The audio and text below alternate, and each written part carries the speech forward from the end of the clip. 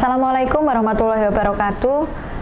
Salam sejahtera untuk kita semuanya. Om Swastiastu, Namo Buddhaya, salam kebajikan.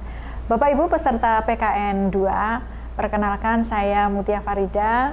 Pada kesempatan ini saya akan menyampaikan paparan untuk agenda 1, yaitu mengelola diri atau self mastery. Dalam struktur kurikulum PKN 2, agenda 1 merupakan fondasi utama yang berfokus pada energi kepemimpinan dan integritas kepemimpinan. Agenda ini menjadi pijakan bagi agenda-agenda selanjutnya, yaitu agenda 2, kepemimpinan strategis, agenda 3, manajemen strategis, dan agenda yang keempat adalah aktualisasi kepemimpinan strategis. Dan tujuan akhirnya adalah untuk membentuk sosok pemimpin yang mampu membawa organisasi berkinerja tinggi melalui tata kelola yang cerdas atau smart governance. Fokus utamanya dalam pembelajaran agenda 1 ini yaitu pertama adalah energi kepemimpinan, kemudian juga integritas kepemimpinan. Nah, di sini saya akan menyampaikan satu slide tentang energi kepemimpinan, bahwa kepemimpinan yang efektif dan berkelanjutan itu membutuhkan energi, yaitu energi diri. Energi kepemimpinan sendiri ini adalah kemampuan pemimpin untuk mengelola energi fisik, emosional, mental, dan spiritual secara seimbang, sehingga mampu mempengaruhi diri sendiri dan orang lain secara positif untuk mencapai tujuan bersama. Selanjutnya, kenapa energi kepemimpinan itu penting? Karena kita dapat meningkatkan fokus, produktivitas, dan ketahanan dalam menghadapi tantangan, dan juga menginspirasi dan mempengaruhi orang lain secara positif. Kemudian juga bahwa energi kepemimpinan itu penting karena mendukung pengambilan keputusan yang tepat, etis, dan bertanggung jawab.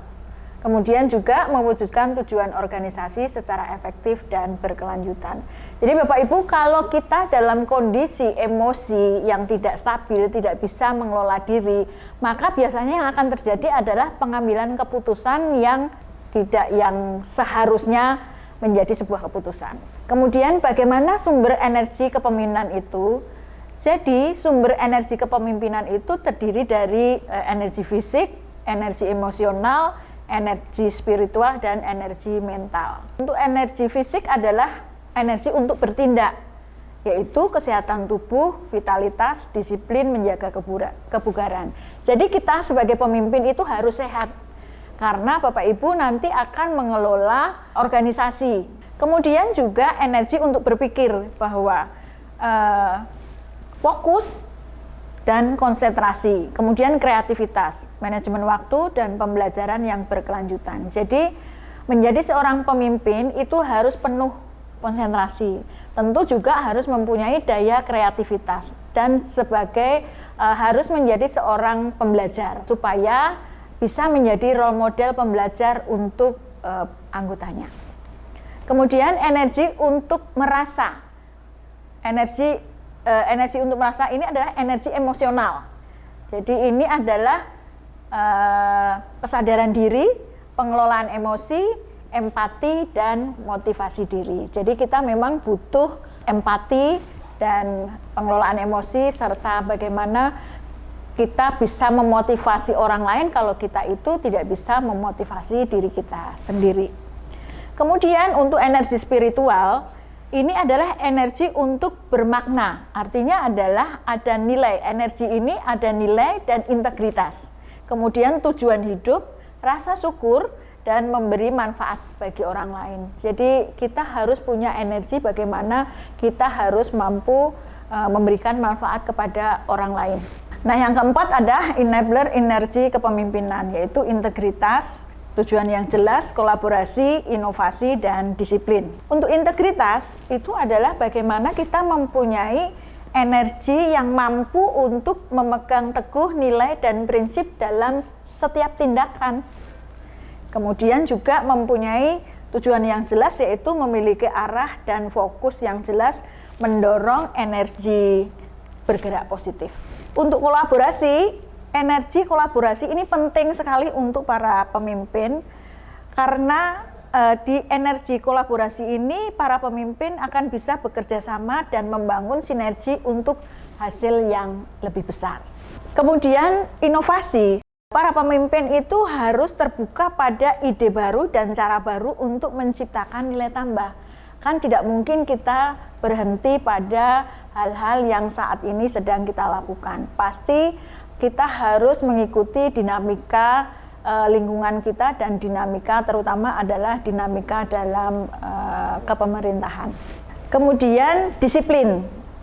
Disiplin ini adalah konsistensi dalam kebiasaan positif menguatkan energi kepemimpinan. Jadi kita harus mempunyai energi kebiasaan positif, datang tepat waktu, kemudian menjaga etika, kemudian menjadi contoh yang baik untuk anggotanya dan untuk organisasi tentu saja.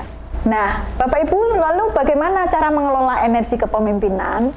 Cara mengelola energi kepemimpinan adalah dengan mengenali diri, kenali diri kita, kemudian mengatur prioritas, dan kemudian kelola energi. Kelola energi itu bukan hanya waktu saja, bukan hanya mengelola waktu saja, tetapi juga energi yang lainnya.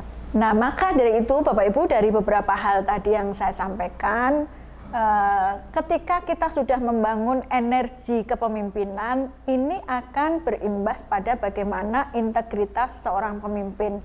Karena integritas ini adalah fondasi moral kepemimpinan. Selanjutnya saya akan menyampaikan materi atau pokok bahasan materi tentang integritas kepemimpinan. Integritas adalah fondasi utama kepemimpinan ASN. ASN dituntut untuk jujur, disiplin, bertanggung jawab, serta menggunakan kewenangan dan aset negara secara efisien. Ini sesuai dari Undang-Undang Nomor 5 Tahun 2014 yang menegaskan bahwa integritas sebagai indikator pertama ASN. Diikuti profesionalisme, netralitas politik, dan bebas KKN.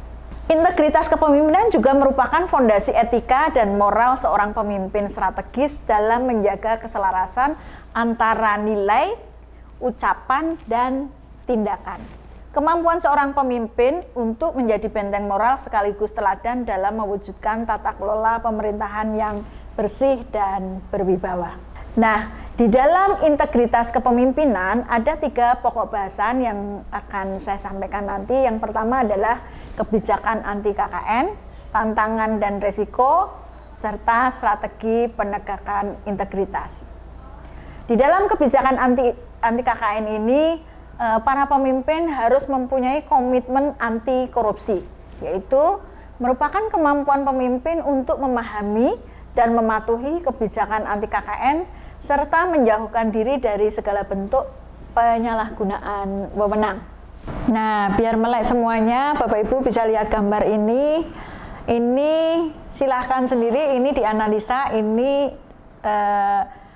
ada sebuah kegiatan apa atau transaksi apa.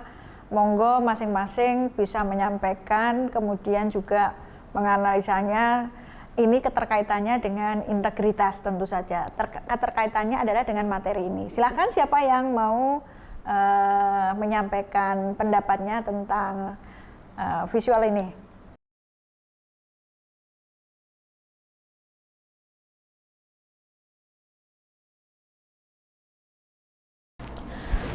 Nah, selanjutnya Bapak Ibu, untuk mengakhiri pada sesi agenda 1 ini, maka Bapak Ibu seluruh peserta dipimpin Pak Ketua tentu saja ya, nanti menyusun Declaration of Excellence. Jadi coba kita cari 3 kata jati diri kita. Ini adalah sebagai panduan hidup. 3 kata jati diri kita ini sebagai panduan hidup, kompas integritas, dan way of life. Terakhir, saya akan menyampaikan kesimpulan dari pembelajaran agenda 1 ini. Yang pertama adalah energi kepemimpinan dan integritas adalah modal utama pengelolaan diri. Mengelola diri berarti menghindari perilaku tercela, bisa menghindari perilaku tercela. kemudian juga menggunakan energi kita untuk tujuan yang positif. Dan yang paling penting adalah integritas adalah harga mati. Jadi Bapak Ibu, demikian yang saya sampaikan di kegiatan pembelajaran untuk agenda 1. Terima kasih, selamat mengikuti pembelajaran dan salam pembelajar kita semuanya.